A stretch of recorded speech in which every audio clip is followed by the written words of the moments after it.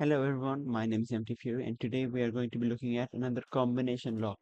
Last time I showed you guys how to make this one. Today I have completely disabled it. It is a dot. I'm going to show you how this works and how you can build it. Don't worry, it's super simple. Just look at each of these components as its own singular component. Anyway, I'll explain that in the video. Let's jump right into it.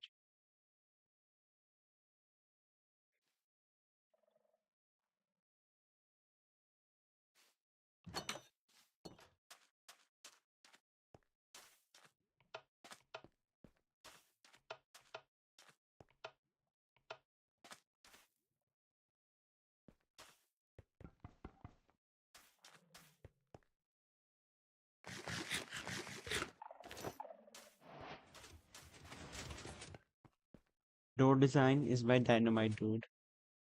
Welcome back to another combination lock video, and today we have a very special type of combination lock.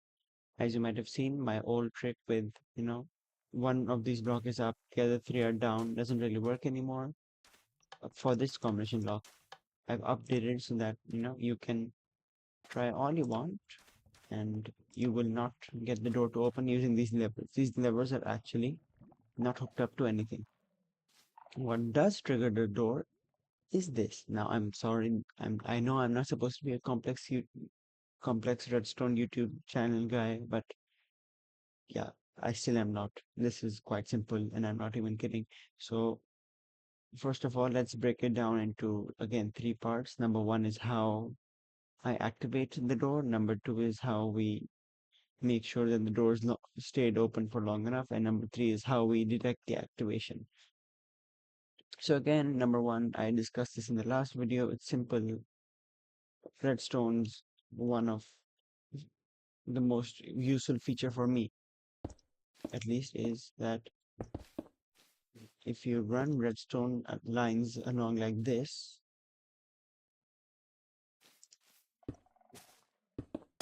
it will trigger the door. But if you were to block it, the redstone line will stop. So if you have a piston mechanism that pushes and pulls this block, then you have yourself a way to activate and deactivate redstone. Now, I know levers can already do that. That's why we have multiple of these. Unless all three of these pistons are retracted, the redstone line will not go across. So for example, if I remove this, the redstone line will go ahead and again, and then all the way to the end to open this door. Again, the door design is by Dynamite Dude. I cannot do this much complex redstone. It's just not my forte. Yeah, I don't know how to do any of this. I just copied the design and pasted it over here because I kept breaking it. Fun fact, if you any piston door does, it's not really spam proof, but any piston door breaks if you give it a pulse and then you lose the pulse and you give it a pulse again. So yeah, make sure that you don't uh, repeatedly power your 3x3 piston door. It will end up breaking. Anyway, that's not my forte. We're gonna come back to this. So now that we have the simple way of turning on and off the redstone line, you can see here that the redstone line, even though all of these are retracted for the sake of argument, these are not. So yeah, the redstone line still does not go all the way ahead unless all three of them are retracted. Now again, I explained this in the last video that this is a redstone torch key. It's if it's powered from behind, it will turn off, and if it's turned off, it will retract the piston. That's just simply how it works. I'll show it to you here. If I power the redstone line, you can see that it turns off, and anything in front of it will turn on. So basically, it's an on and off toggler. So if you have something that's on over here, it'll turn everything off over here. That's the basic concept.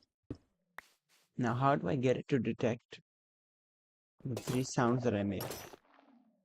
You saw that there was two skull shriekings, and that's because I put on the armor and I also jumped. So How this works is that if you put a lectern outputting a certain signal strength, I have no idea what it is. I've This is all of my trial and testing. I'm not sure if it works or not because movement does not detect jumping and jumping does not detect movement.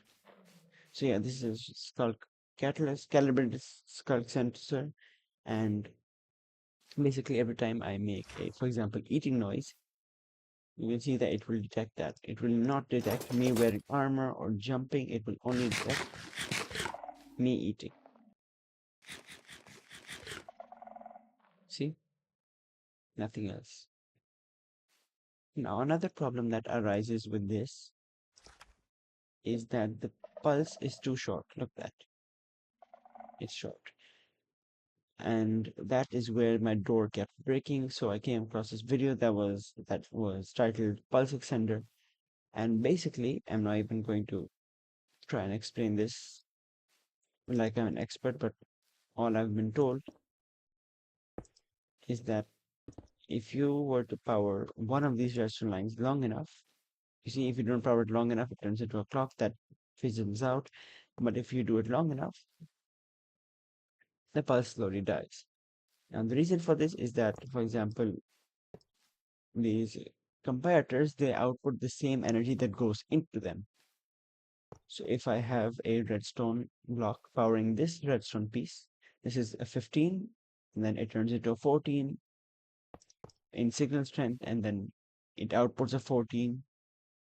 This outputs a 14, and this turns into a 14 and 13. Signal strength comes back around, 13 to 12, come back around 11, 10, 9, 8, 7, 6, 5, 4. You get it. So it turns into, yeah, just enough time for me to press a button. So for example, usually a button would output, let's go into here, grab this button. If I were to use a button to normally power this lamp, you can see that, yeah, that's how long it lasts. But if I were to give it a pulse extension,